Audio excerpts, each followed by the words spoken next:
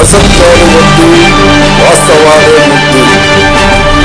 ప్రజలకు, ప్రభుత్వానికి అనుసంధానం. NK news. అయితే ఇప్పుడు పెద్దలు చెప్పినట్టుగా మనందరికీ తెలిసిన విషయం, ఈ ఆస్తులు అనేటివి ఏదో గవర్నమెంట్ ఆస్తులు ఆస్తులు కాదు. జమీందారులు, పాతకాలంలో జమీందారులు ముస్లింల కొరకు వాళ్ళ విద్య కోసము, వాళ్ళ నమాజ్ కోసము, మసీదుల కోసము, శ్మశానాల కోసము, వాళ్ళకు ఉపయోగపడే ఎటువంటి కార్యక్రమాలైన ముస్లింల కోసము దేవుని మార్గంలో ఇచ్చేసిన స్థలాలు, ఆస్తులు అవి వాళ్ళు కావాలని వాళ్ళు వచ్చినా కూడా వాళ్ళకు తిరిగి రాని ఆస్తులు. ఆ ఆస్తులు మనకు తెలుసు, అది కేవలం ముస్లిం సమాజం కోసమే ఉపయోగించాలని.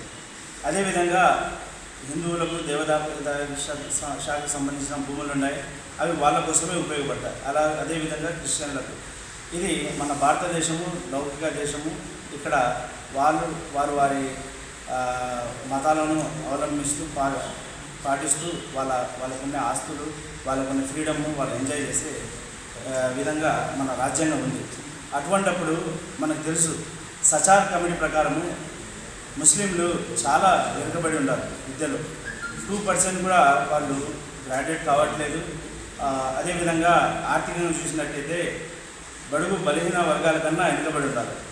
ఈ వక్ఫ్ ఆస్తులు సరిగా ఉపయోగించి ఎటువంటి ప్యాకేజీలు కానీ సెంట్రల్ గవర్నమెంట్ నుంచి, స్టేట్ గవర్నమెంట్ నుంచి లేకుండా ఈ వక్ఫ్ ఆస్తులు ఖచ్చితంగా వాళ్ళ కొరకు ఏదైతే ఏ ఉద్దేశంతో అయితే వాళ్ళకి ఇవ్వబడ్డాయో ఆ విధంగా ఉపయోగిస్తే ఈ ముస్లిం సమాజము డెవలప్ అయ్యి వాళ్ళు డెవలప్మెంట్, ప్రతి ఒక్క వర్గము డెవలప్ అయితే అది దేశ డెవలప్మెంటే. సో ఆ విధంగా పాటుపడ అవకాశం ఉంది. కాబట్టి అటువంటప్పుడు ఈ వక్ఫ్ తెచ్చి ఇది ముస్లిం సమాజానికి ఉపయోగపడకుండా వాళ్ళ ఆస్తులను తీసుకొని ఏదో దేశంలో పెద్ద ఆస్తుపాస్తులు, పెద్ద బిజినెస్ మ్యాన్లు ఉన్నారు 5-6 మంది, అదాని, అంబానీ, వీళ్ళను కట్టబెట్టడం అని చాలా దుర్మార్గం. దానిని ఇండియా కూటమి ఆల్రెడీ వ్యతిరేకించింది. మేము కూడా వ్యతిరేకిస్తున్నాము. ఆ బిల్లు కోసం మేము ఎంతవరకైనా ఆందోళనలను చేసానికి రెడీగా ఉన్నాం. రెండో విషయము, మన లోకల్గా చూసినట్టయితే ఏదైతే ఈరోజు అనుకుంటున్నారు ఇది ముస్లింలకు సంబంధించిన విషయమని కొన్ని పార్టీలు, కొందరు ప్రజలు అనుకుంటున్నారు. ఈరోజు ముస్లింల ఆస్తుల మీద పడినారు, రేపు క్రిస్టియన్ ఆస్తుల మీద పడతారు, మన్నాడు దేవాదాయ శాఖకు సంబంధించిన ఆస్తుల మీద పడతారు. ఇది ఒక మతము, ఒక వర్గానికి సంబంధించింది కాదు. ఇది కేవలము ఆస్తుపాస్తులు లాక్కొని బడాబాబులకు అందించే విధంగా ఈ ఎన్డీఏ కూటమి పాటుపడుతుందనే విషయము మనం అందరం తెలుసుకోవాలా. ఇంతకు ముందు చూసినట్టయితే ఈ వైసీపీ గవర్నమెంట్ ఏదైతే ఉందో మనం గమనించినాము, ప్రతి బిల్లును ఆమోదించింది. ప్రతి బిల్లును మైనార్టీ ఓట్లతో కలిసి ప్రతి బిల్లును అక్కడ పార్లమెంట్లో ఆమోదించింది.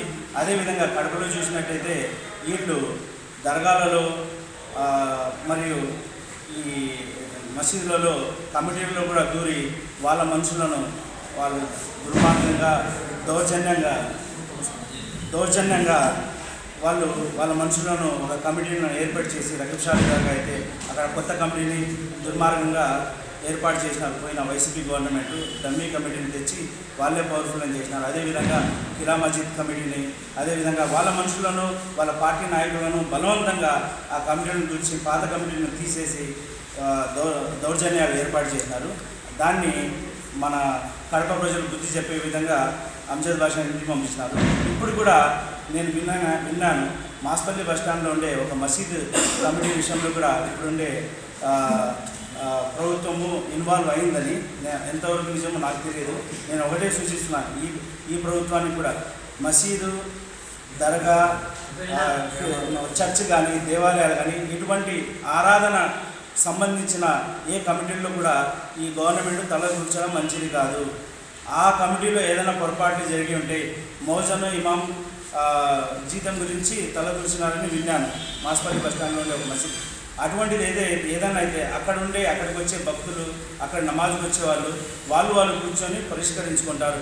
ప్రభుత్వ ఇన్వాల్వ్మెంట్ ఎటువంటి ఆరాధనకు సంబంధించిన క్రిస్టియన్ చర్చికి కానీ, దేవాలయాలకు కానీ, మసీదులకు కానీ, దర్గాలకు కానీ కమిటీలలో తలదూర్చడం ఎంతవరకు తగదని ఓకే. నేను ఈ విషయంగా తెలుపుకుంటున్నాను ఈ సమూహంగా. Thank you very much.